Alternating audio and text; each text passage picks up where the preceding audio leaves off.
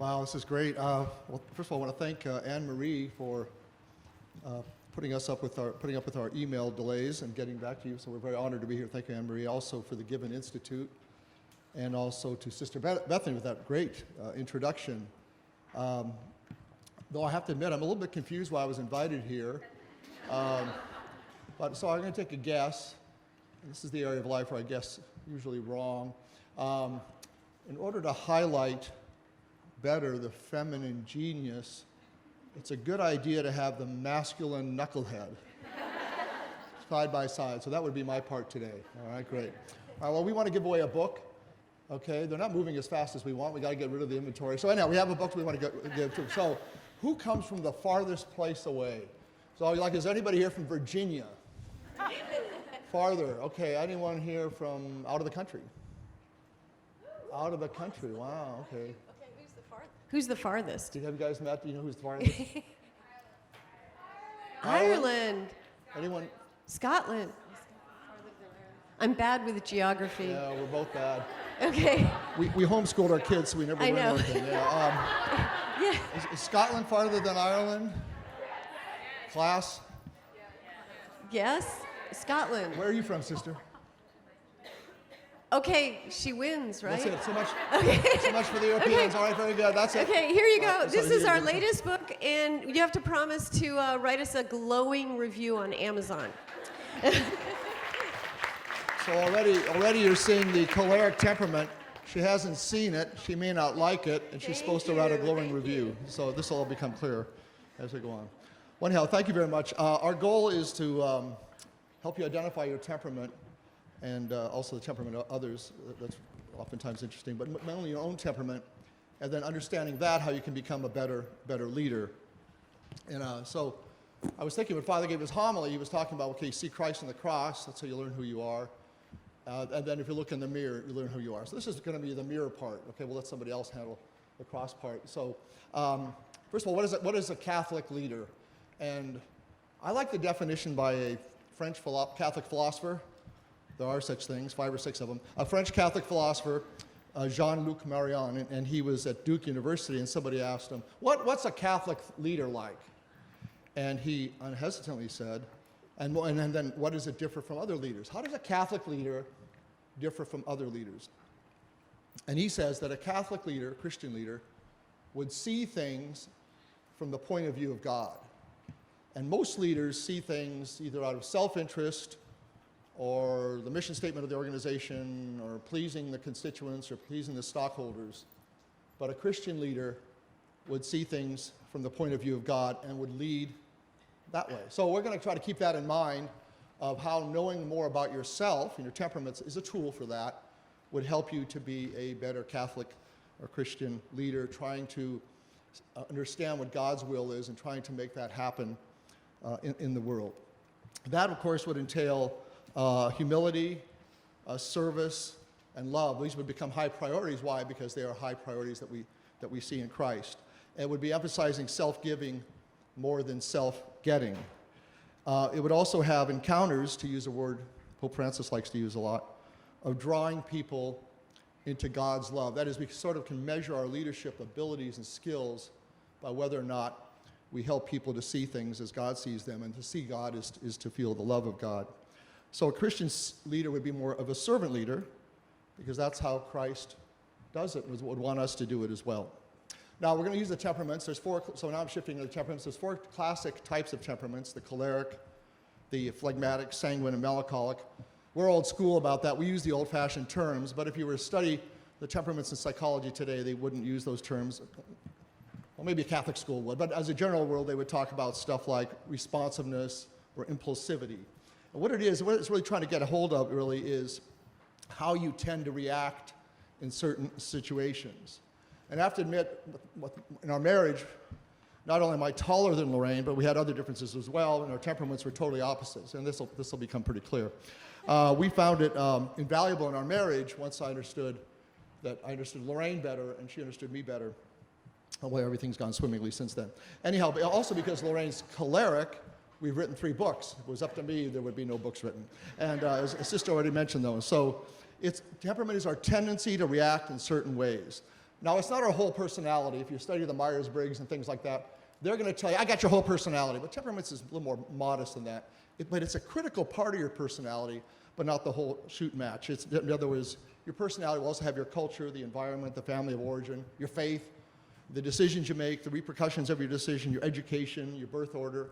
All those things also come in and make up who you are as a person, your personality. But the temperament is still important because it's how, while it doesn't determine you, because we're Catholics, we believe in freedom. No matter what hand we're dealt, we have a lot of options about exercising our freedom, but a tendency. And it's good to know this tendency of how we tend to lean in certain situations. Now, it's a great tool for self-knowledge, and self-knowledge is a highly prized thing. If we're going to be a leader, or if we're going to try to get ourselves to heaven, we have to know ourselves. We have to know our strengths and our weakness. And so the St. Teresa of Avila quote that she said she would never give up self-knowledge, even if she was raised to the highest heaven. So I guess what she's saying is this self-knowledge stuff even goes on in the afterlife. It's forever. Forever, we're trying to know ourselves better and know God better. But also, self-knowledge leads to humility. Now, it can lead to discouragement or despair if you're not careful, but it leads to humility and our dependency upon God.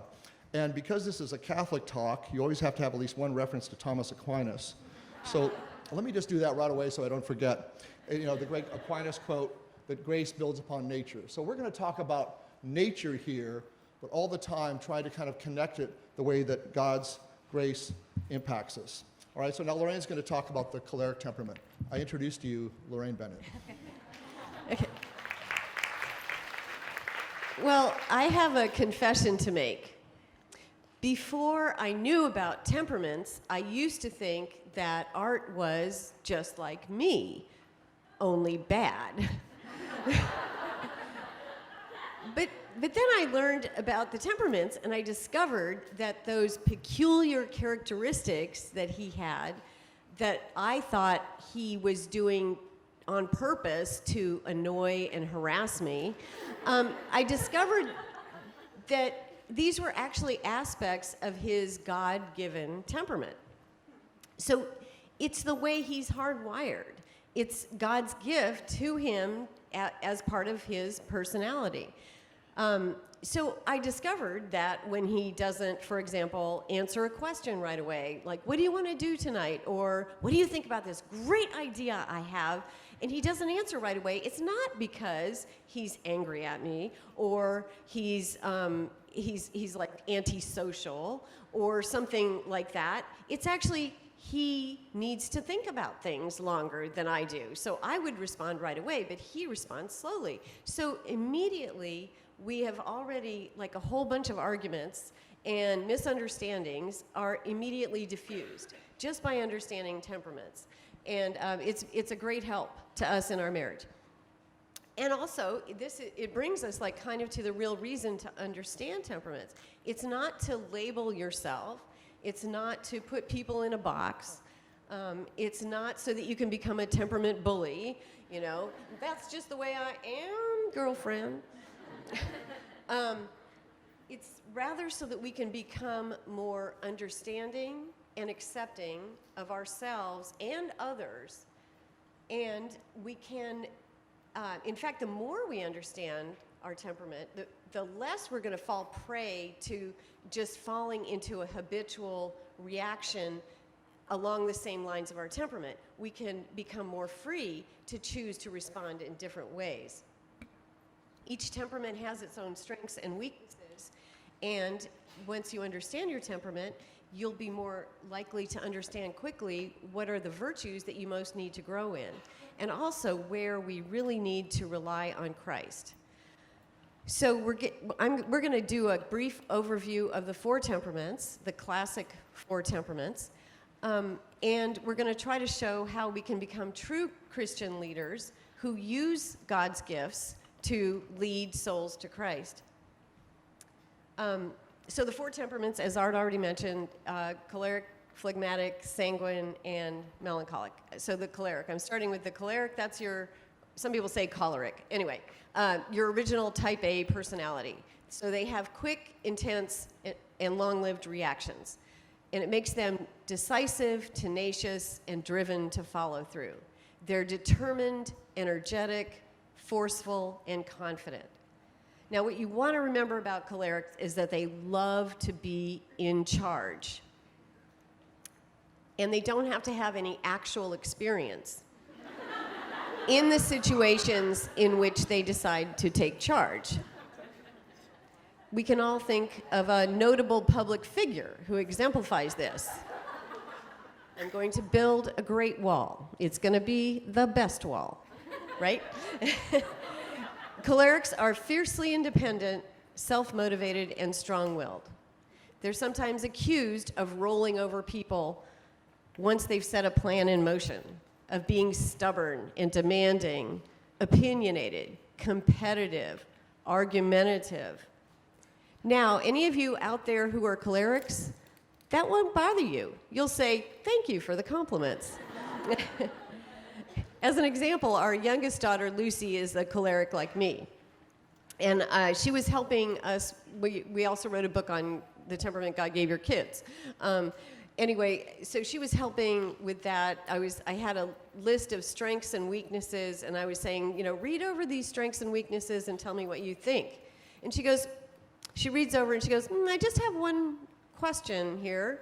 I don't understand why always right is in the weakness column.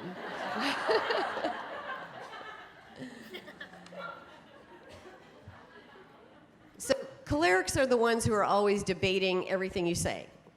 They can be diverted at the drop of a hat into a debate. And I like to give the example of St. Paul. He was undoubtedly a choleric. In Athens, Paul grows exasperated by all the idols. Quote, so he debated in the synagogue with the Jews and the worshipers, and daily in the public square with whoever happened to be there. Paul even disagreed openly with Peter, the first pope. Quote, I opposed him to his face because he clearly was wrong. In Acts, it says about Paul that, quote, he even addressed the Greek-speaking Jews and debated with them. They, for their part, responded by trying to kill him. Cholerics sometimes provoke that kind of response. So cholerics, they can stir up arguments almost in their sleep. And if you're a choleric yourself, you want to be aware that you have this tendency. You have this tendency to debate and argue and stir up trouble. And be aware of the virtues that might be the most challenging and yet necessary to grow as a Christian leader. And that those virtues will be humility, patience, empathy, compassion. Learn to listen, to have empathy, to turn the other cheek when necessary. And here's a tip. If you're a choleric, practice being open to influence. This is a communication habit that requires humility. And it's a sign of a true Christian leader. Humility is a virtue that doesn't come easy to cholerics, but it means we have to practice it all the more. Even if we don't agree with someone, with what they're saying, we should be willing to hear the other's point of view, to listen respectfully, and to try to understand. Let me give you an example. So a number of years ago, Art came home one day, he was all excited, and he goes, you know what I really want to do? Okay, I just heard about this thing. You get dropped from a helicopter onto the top of Mount McKinley, and then you've got your backpack, and you kind of have to navigate your way. You don't even have, a map, and you kind of navigate by the stars, and you get yourself home that way. And I, the loving and supportive spouse, said, Art, that is the stupidest idea I ever heard you say. Anyway, so that was not an example of, that was not being open to influence, because what happened, that effectively shut down all communication. So what we have to practice as cholerics is to, even if we don't agree with the other person, we say, well, tell me more about that. How about, you could say, what does this mean to you? What is this, why do you want to do this? How does it fit into your hopes and dreams? That's an example of how, as a Christian leader, you would draw the other person out instead of shutting them down.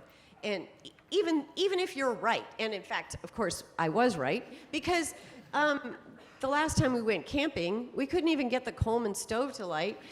We left the kids in the tent, and Art and I drove off and looked for a Starbucks. Anyway, so, they were old enough, don't call CPS. Okay. So how does a choleric, already a natural leader, become a true Christian leader? Cholerics need to remember we are human beings, not doings. It's not about our actions so much as Christ's action in us. Cholerics have a tendency to be demanding, always measuring productivity, accomplishments, and this can sometimes place a strain on their relationships. And actually, she's constantly demanding that other people do as much as she does, and she has a fear deep in her inside that she's not worthy unless she's doing as much as she is. But when the choleric realizes that she needs to allow Christ to work in her, when we realize that it's by God's grace alone that I have any of these gifts at all, and it's God alone who saves me, I cannot save myself, no matter how hard I work, then the freedom to become a true Christian leader will emerge. And I begin to treat others with empathy, compassion, to appreciate one another's gifts, and to allow others to participate, to work as a team. To see how God sees is to rest in his love, to see the beauty of quiet reflection, to step aside and let God be in charge. And I'm going to just end this section with a real quick quote from Psalm 44 that I happened to read today.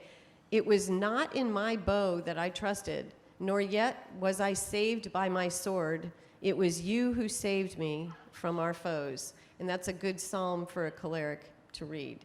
Art? That was great. Thank you. We've been giving this talk for a while, and it's just a coincidence. We always start with the choleric part right away first. Okay. I know, so Lorraine's choleric, and I'm not. And so how does that go? Well, it goes fine. Actually, I'm a phlegmatic, so I'm going to talk about the phlegmatics. So phlegmatics are the peacemakers. Whereas the choleric walks in the room, wants to rearrange the furniture, gets the job, rearranges the org chart, fires this person, brings that person in, mucks and mucks, changes. The phlegmatics come into a situation, and the intent is to not rearrange and lead, and it's to kind of fit in. It's whatever hand you're dealt, you kind of find, where's my spot here? Listen, I want to be a team player. I want to kind of fit in and see what's going on. Phlegmatics kind of lead with their ears, see, for a while, just to get the lay of the land and see how things are going. Whereas cholerics react very quickly and intensely, and that is important if you have a friend or a spouse or somebody who has a different temperament. This is one of the areas that can sometimes be misunderstood, because Laraine basically makes hard decisions in milliseconds. Think of any disc jockey on the radio from 3 o'clock to 6 o'clock p.m., because something happened today, and somebody's got to have a strong opinion on it right away, and that's called your person on the radio from 3 to 6. They'll have an opinion, whatever happened hours or minutes ago, they'll tell you that opinion, and they'll never change it, because they're right. Well, that's cholerics. Okay, the rest of us don't have that great gift. So what happens sometimes with a phlegmatic, like when Laraine and I leave a movie, as we're walking to the parking lot, she'll tell me about the movie. By the way, I don't even have to ask her opinion. It's brilliantly and freely given. She'll talk about the acting, Denzel Washington. She'll talk about the dialogue. And because I park the car, and I always take the first space, it's a long walk. Anyhow, she fights for parking spots. I settle. Anyhow, so we're walking to our car, and she's breaking the movie down. Then she'll ask me, and she'll say the music was this or that, and I'll go, oh, was it a musical? I don't remember that. No, it had music in it. Okay, she breaks it down. So I'm pretty unimpressive on these situations. I don't have a great, strong idea immediately. So that's typical of phlegmatics. We like to think about things before we say what we think. We might want her to read the book first before she writes the review. No? Okay, that's fine. So the quick response of the choleric, that's not typical of the phlegmatics. We don't like to be forced to make particularly really pertinent decisions right away. We want to think things through. Phlegmatics tend to be pretty dependable, polite, humble, and even-tempered. So humility comes rather naturally to a phlegmatic. Now, you got to watch out you're not being a doormat and letting people roll over you. But to let other people, to say excuse me or go ahead is not that difficult a thing. It's a gift for the phlegmatics. As children of phlegmatics are quiet, docile, and obedient. So I don't know if you guys have kids yet or if you will have kids, but you want to keep having kids until you have at least one phlegmatic, because it'll be the only one that does what you say. And you want to have one of those for your ego, you know. Phlegmatics, although, have a weak link. The weak link of the phlegmatic would be the distaste and maybe sometimes even the hatred of conflict. You know, they are peacemakers, but the hope of a phlegmatic is that I can have peace without battling, without fighting, without having to assert. Just kind of keep dodging punches my whole life, and everything will just work out fine. Of course, that really is not the way it goes. So conflict is the weak link for a phlegmatic. So if you're phlegmatic, you're harmony, you're a team player, but you gotta work on the conflict, and particularly the way the culture's going. I mean, you're gonna just have a variety of opportunities to give a different opinion as the Catholic faith kind of gets more and more out of sync. You gotta choose your battles and all that. But it's the opposite. The cholerics love to battle, love to fight. It's almost like a sport with them. You know, Laraine and I go out to dinner with a couple we don't know, and she'll either bring up politics or religion. Just depends on her mood. Just depends which thing would be more interesting to fight for and stuff. And I kind of want to crawl under the table or just look at the mail and say, can we go talk about the Redskins at the bar or something like that? You know, just make it easy. But that's a classic temperament thing. The tolerance for conflict, maybe even the delight in conflict, and then the abhorrence of conflict. So this is something we phlegmatics have to work on very carefully. And so I have a story about our phlegmatic son. He came home from school, and at that school you were asked once a week to bring home certain papers from the school and give them to your parents. Well, since he was phlegmatic, he would do that. Our other kids apparently got the same orders, and we never saw the papers. So anyhow, the phlegmatic takes it literally. So he gave us the thing. He was a junior at the time, high school, and we say, I was just looking at it. I go, whoa, this is interesting. Why don't you sit down a second? So you know what he did? He sits down. And then Laraine and I want to talk to him because look, they have student body elections in a couple weeks. Have you thought about running? He said, no, I've not thought about running for student body president.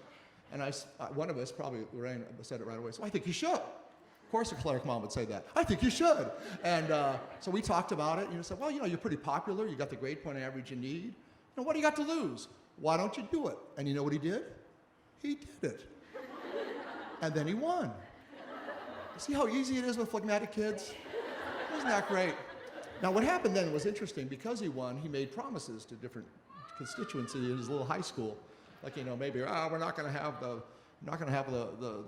dance at the Knights of Columbus Hall. We're going to go to the Hilton. Yeah, whatever. I know, so things played out. Things didn't go exactly as planned. So people got mad or angry, took sides. And this is really the best thing that can happen for a phlegmatic, because that's life, right? So he had to learn as a young man in a leadership position, he had to learn that when you make decisions, you disappoint some people, and some people are pleased.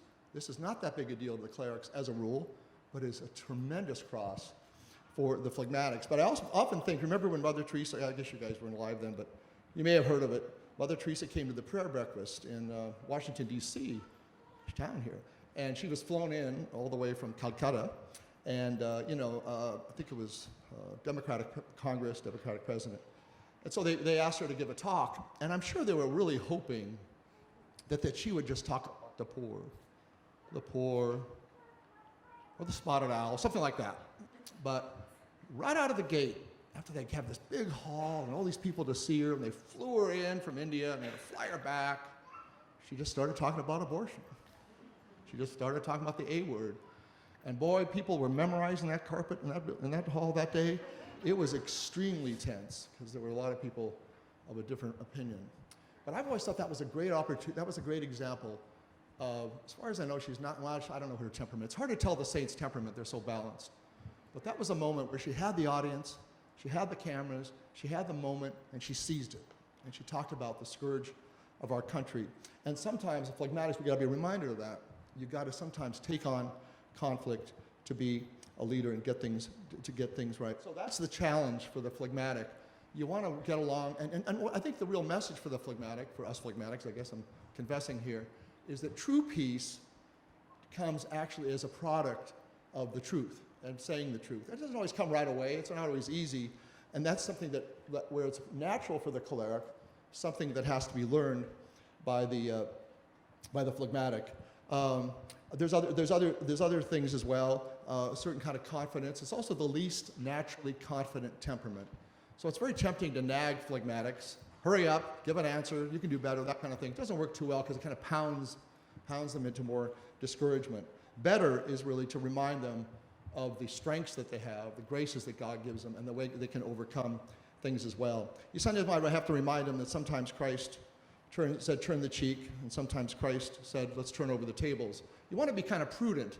Is this a cheek-turning situation, or is this a table-turning situation? And that would be called prudence, right? But if you just go by your temperament, you're never going to turn over tables. And if you just go by that temperament, you're never going to turn the cheek. So what you want in knowing the temperaments, knowing your strengths and weaknesses, is where do I need to work? Where do I need to come over? So I would say, in general, seeing things as Christ sees them, the phlegmatic is being confident. If you can say the truth, it might be a little rough. At the end, not only will that be, can you overcome that fear with God's grace, but also that peace will be the product of that. All right, now Lorraine's going to talk about the sanguine temperament. Somebody once said that if phlegmatics ruled the world, we'd still be living in caves. They're like, this is okay. I'm happy with this. Anyway. So the sanguine is your classic people person. They're the life of the party, fun-loving and affectionate. They're eager to please and love to be the center of attention. They have quick, intense, but short-lived reactions. So they live in the present moment. As a result, the temperament is interested, optimistic, enthusiastic, but forgetful. So they arrive late, they forget their car keys, and even where they parked the car. But they always have a funny story about it, and so you forgive them. They're the most extroverted temperament. They're sociable, relational, spontaneous, and scattered. They're like butterflies that flit from flower to flower, from one interest to another. In school, they join lots of clubs, but then they forget to attend the meetings. Our sanguine son in high school signed up 1 year for every club. And then, of course, he forgot to attend the meetings. But he did show up on picture day. That, he explained, is what counts. I'm like, wait a minute. You don't play the violin. What are you doing in the violin club? Chess club? I don't think so. Anyway, sanguines they're very generous. They love to volunteer. So as an example, I'm part sanguine. So we're exact opposite. So I'm choleric sanguine, and Art is phlegmatic melancholic. Anyway, so as an example of my volunteering, we tend to volunteer not necessarily out of the most pure of intentions. So as an example was, there's a women's conference that we do in our diocese every year, and I love to volunteer for this. Like, I love to go every year, but it's because I like to see my friends that I haven't seen in a whole year, and I happen to see them there at this conference. And so I say, yeah, I'll be there, and I'll sit at the welcome table, and I'll hand out the packets. And I'm like, okay, so this 1 year I'm there, I've set up, and I'm sitting at the welcome table. My best friend Beth is sitting here. She's next to me. We've got our coffee and our donuts, and we're like, oh, hey, Sue, I haven't seen you. So this is so great. Oh, where have you been? I haven't seen you in so long. Oh, there's Debbie. Oh, look. Beth, look, oh my gosh, look at, there's so. Anyway, so we're chatting, and we're loving it, and I'm drinking my coffee and eating my donuts, and then one of the people in charge of the conference, the women's conference, she goes, Laraine, I need you to help monitor the confession line upstairs. Stat.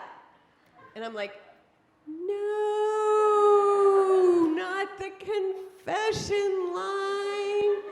Now, I have nothing against confession. I mean, confession is one of my favorite sacraments. Seriously, I love confession. But I did not want to monitor the confession line. I had to go upstairs in the dark hallway, the long hallway, where there's like 15 priests behind doors, and I had to be like, shh. Everybody be quiet. Shh. Father Serby is in the door, let's see, the third door on the right. Shh. No talking. I could hear all my friends, the sound is drifting up. The smell of the donuts, the coffee, the chatter. And I'm like, I'm up here in the silence. Oh my God. But it was Lent, so I offered it up. And I got home and I go, and Art says, oh, so how was the conference? I'm like, it was amazing, it was so great, but oh, let me tell you, I had to monitor the confession line. Can you believe it? And Art goes, oh man, I would have loved to monitor the confession. It shows you how opposite we are. Now, St. Peter was a lovable but inconstant sanguine. Quote, Lord, I'm prepared to go to prison and to die with you, he fervently pronounces. A few hours later, Peter denies even knowing Jesus. At the Transfiguration, Peter enthusiastically offers to set up 3 tents on the spot, even though, as Scripture notes, quote, he did not know what he was saying. When Christ appears walking on the water, Peter impulsively joins him until he begins to sink. And of course, it was sanguine St. Peter who tries to talk Jesus out of the cross. And that's a classic sanguine move. They hate anything negative, but this is precisely what we sanguines need to overcome in order to become Christian leaders. So if you're a sanguine, some virtues that come naturally to you are forgiveness, joy, generosity. Virtues that might be worth striving for and may be more difficult would include perseverance, self-control, and striving for a deep interior life. St. Teresa of Avila is a great example. So again, you have to read what she was like as a young woman to be able to tell what her natural temperament is, because when she's older, and all saints, they become very Christ-like, so it's hard to tell.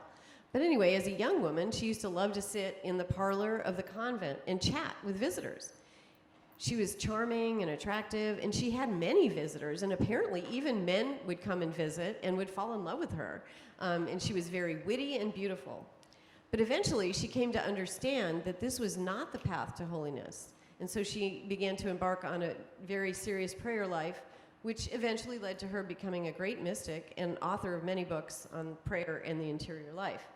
And also, she used her charismatic leadership to reform the Carmelites and found many new convents. So when the sanguine learns to place her trust in God and allow him to work in her, she'll be able to use her natural gifts of joy, generosity, enthusiasm, and the ability to connect with people for the purpose of his kingdom, for God's purposes, not for the purpose of drawing attention to herself.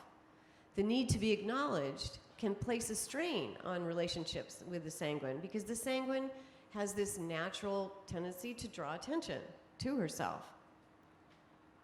So she wants everyone to be happy around her, and she may overlook serious problems. She may also not want to talk about serious problems. But this deep fear of being overlooked, of being unhappy, of missing out, is transformed in Christ. When the sanguine realizes that God loves her just for who she is, she stops trying to seek the attention of others and instead strives to please Christ first and foremost. When the sanguine allows Christ to shine through her, then she becomes a true leader, a charismatic leader for Christ.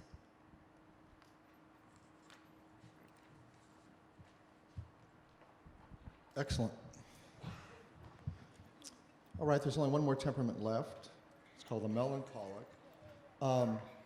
Just to be clear, our view, I think it's the classic temperament view, is the gifts that you have are gifts from God. It's almost like to kind of kickstart you, he gives you certain gifts kind of almost unaccountably. And you might know somebody who has a great smile. Where they get that smile? They got the smile. Or some people have a lot of energy, some people have less energy. Some people are real intense, some people are real relaxed. These really are gifts for God. But they also point out the areas that are hard for us. So some things come easy, kind of natural, And some things we have to go out and get them. We have to go out and kind of acquire virtues is how we change. So our view is you're grateful for the temperament God gave you and the temperament God gave others. There's no temperament is better leader than another. You might argue maybe certain types of temperaments might be a better leader in certain types of situations than others. But I was talking about my phlegmatic son, and really of all the Bennetts, without a doubt, he's the best apostle. He's had about five people come into the Catholic Church. My score is 0. I don't know, what's your score? That means 0. So anyhow, so he's the most congenial Bennett. Doesn't cause a lot of trouble, happy guy, man of faith, but he's actually had the best fortune and gift of really bringing people across into the faith. So we don't want to think that if you're thinking about your temperament, you don't want to think, well, I can't be a leader, I'm not a natural leader. That God will put us in situations where he wants our gifts to be used, and he'll want us to grow beyond just the gifts he gave us. So the last temperament is the melancholic. Melancholic is the opposite of the sanguine. The sanguine is the most extroverted temperament, scanning the room, excited about the world and what's going on and all the great things in life, whereas the melancholic is the most introverted one. Sanguine is outgoing, optimistic, enthusiastic. Melancholic is cautious, rather pessimistic, but they wouldn't say pessimistic, they would say realistic.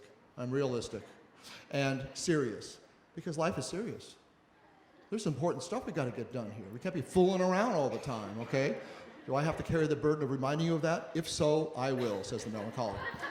The sanguine reacts quickly, the melancholic reacts more slowly, but vehemently. So the sanguine and the choleric both react fast.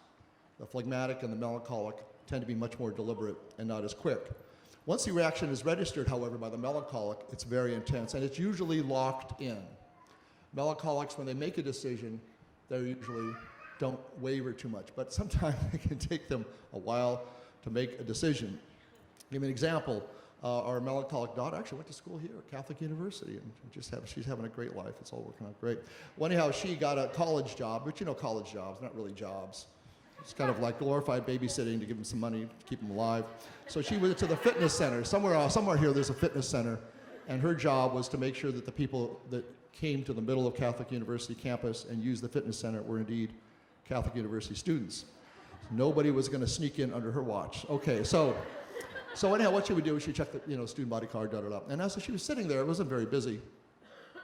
Right here is the yoga pad, over here is the bicycle, here's the weights, all the accoutrements of working out. And she studied those for a while, and then when she came home for Easter, which I guess is 7 or 8 months later, she told us that she got the job. We knew about the job, and she said, you know what? I think I might start working out. Now, she's been going there about 5 days a week. She could have worked out at any time. And I think it was Laraine who said, I wouldn't rush into that decision. I think you should think it over another decade before you make your mind up on that one, yeah. What happens with the melancholics is they so much want to be right, they just keep wanting more data, more information, more data. And at some point, 0.9999 needs to become 1. You just can't, and particularly now, today, where you can literally look up anything at any time. This can go on forever. So it's hard for the melancholic sometimes to say, this is my opinion, this is what I think. That's easy for the sanguines, easy for the cholerics, difficult for the melancholics and the cholerics. However, what's interesting is once they make a decision, it's locked in. I would also say, of all the temperaments, if you're friends with a melancholic, and melancholics will not have the most Facebook friends or the most contacts on LinkedIn or connections on LinkedIn, they're not into the quantity. I mean, they really aren't into the quantity of relationships. It's all quality. 1 or 2 good relationships, and a melancholic can be off to the races and live a very happy life. Now, you want to encourage them to probably have more than that, but that's the way they think. It's all quality. If you're ever walking down an aisle at a store and you see someone stopping and turning the cereal package over and reading the small print, you can bet $1.50 that's a melancholic. Or they write SOP manuals for every organization. And what do you do with those? You get them, you thank them, you put them on the shelf, on the library shelf, and you never look at them again. Oh, okay, they could use it as a book stop maybe, or door stop. But the melancholics will actually not only read them, they write them. And not only that, I've even seen them refer to them. Wait a second, let me tell you how we do this. And she will get it and look it up and tell you. So this kind of attention to detail is a wonderful gift. Thank God it exists, right? Thank God we have people paying attention to the details on things, but it's very different than the other temperaments. And the melancholics are a little surprised that the rest of the world isn't like that. Why doesn't the rest of the world do it? I have a melancholic leader. She's just kind of gone up a couple notches. And I said, she's in charge of getting some data in on a frequent basis. And I go, are you going to send out reminders? She goes, I shouldn't have to. By the way, this is classic melancholic thinking. The policy went out. Everybody got the memo. Why should I have to say anything? Well, I said, I don't know. I mean, it's probably the same reason my doctor calls me 3 times before my appointment. The dentist does the same. They want to make sure it gets in on time, so you might try that. So this is just foreign thinking, why you would have to do that. Or I remember I was working with a melancholic leader, and I go, you want to show more interest in your employees. That doesn't come naturally to the melancholic. To go walking down the halls and, hey, how was your weekend? So we rehearsed it together. So pretend I'm a person you can care less about down the hall, but I report to you. So just try it, see how it goes. Okay, how was your, I'm not joking. How was your weekend? And then I start talking about the soccer game for my kids. She goes, what happens if I can't stand that? I said, actually, that's very likely to happen. I'm also a melancholic. I can relate. But you offer it up, to use a common phrase that melancholics really like a lot. In other words, the point is melancholics sometimes need a bit of a nudge on the interpersonal side. Once they cross over, they're lifelong friends. I think there's an uncommonly large number of teachers and maybe clergy, at least priests, I think, that tend to be melancholic. And why? Well, they have a great love for going depth. Teachers love to learn. They might not be that interested in making a lot of money, and so melancholics usually don't worry so much about making a lot of money. They want to do the right thing. They want to do the noble thing. You want to sell an idea to a melancholic, I find, what's the noble thing to do here? Let's do that. And I think that's how they relate to things. They're very interested in the depth of the church. They actually like holy hours. I've seen melancholics do 75-minute holy hours. Sanguines, as soon as it hits 31 minutes, they round up and they're out of there, okay? So,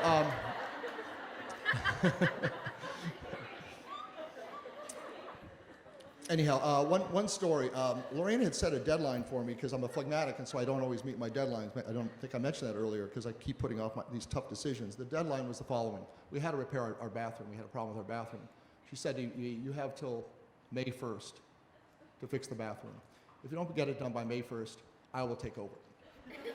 Okay, well, anyhow, it was May 1st, late in the afternoon, and this guy knocks on the door, and I go, who's this? He goes, I'm here to fix the bathroom. Your wife called me. Get out of the way. I had missed my mark. So he came in, and he did a really good job. But like most contractors, he started off being on time and doing everything well, then he's got to think of the next job. So he didn't come in as often, didn't call in all the time, didn't show up sometimes. So Lorraine's calling him, where are you? Why aren't you here? Fix it, fix it, fix it. And he's not responding. This is not terribly unusual, but it was kind of interesting to see how she handles that with tremendous impatience and effectiveness. One day she's at Mass. And who does she see? The contractor. Which, right now, let's just label him as a melancholic, because instead of fixing our bathroom, he's at Mass. Puts a Catholic in a bind, right? And so Lorraine's in a bind. So she sees the man's not returning her call, the man's not, oops. Also, who do you want to have, be a contractor? Do you want somebody who's a melancholic who measures twice and cuts once? Or do you want a sanguine come in there and go, hey, it looks like this could fit. I think it'll fit. Let's give it a, So I don't think she mentioned about cholerics interrupting, but you might want to put that in your notes. She sometimes forgets that quality. So here's the deal. So she's at church, daily Mass probably, because melancholics, for melancholics, there'd be no daily Mass. Okay, so melancholics are there at daily Mass. And okay, so then the communion's over, the Mass. Go in peace. Go in peace. Go in peace. So Laraine goes to the back of the church in peace. And because he's melancholic, the end of the Mass is only about third quarter. We got more prayers to say. Even though the Bennetts are waiting to have their bathroom fixed, I got more prayers to say. So he stays in prayer. Now he's at the back of the pew. He's in prayer. So Lorraine's at the back here. Well, she said her prayers. She got her prayers down. Okay, everything's fine. She got things to do, places to go. And so she's waiting for him. Everybody else is leaving except for the one guy, the very holy melancholic contractor. So this is a real bind. This is actually really, you could say from a temperament point of view, this is the battle of the titans. The choleric Catholic and the melancholic Catholic. Well, what happened is, And if I'd been there, I would pay big money to have a front row on this baby. She walked up to him and tapped the praying melancholic on the shoulder. And he says, "Not here, not now." Boom! Well, anyhow, last I saw, the bathroom did get fixed eventually.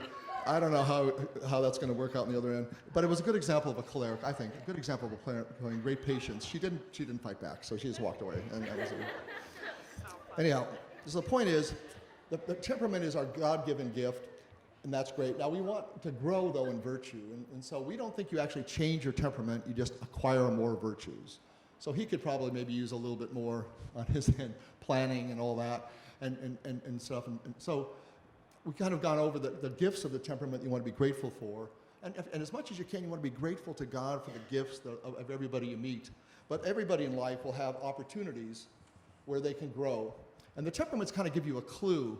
Sister said that in her opening comments. I think that's true. They give you kind of a clue on where you need to grow. So in summary, it's a gift from God.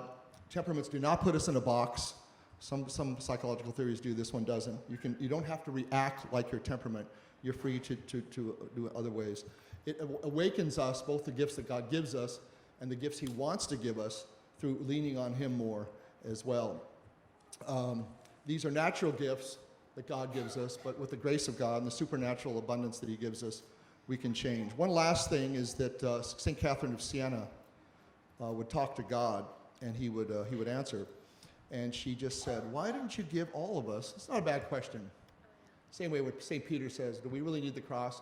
So she said, "Why don't you just give everybody every natural gift?" What's wrong with that model? Why not give everybody every natural gift? And he said, if he was to give everybody every natural gift, then we would not be aware of our dependence upon him. All right? We would shut ourselves off from him and eventually shut ourselves off from each other, and we really couldn't be saved. So our weaknesses in our temperament, which, by the way, are not moral weaknesses, they're just things that don't come as easily, are really our opportunity to turn to Christ and ask him to enter into our life and let him take over and help us to grow. That's our comments on the temperaments. Thank you very much.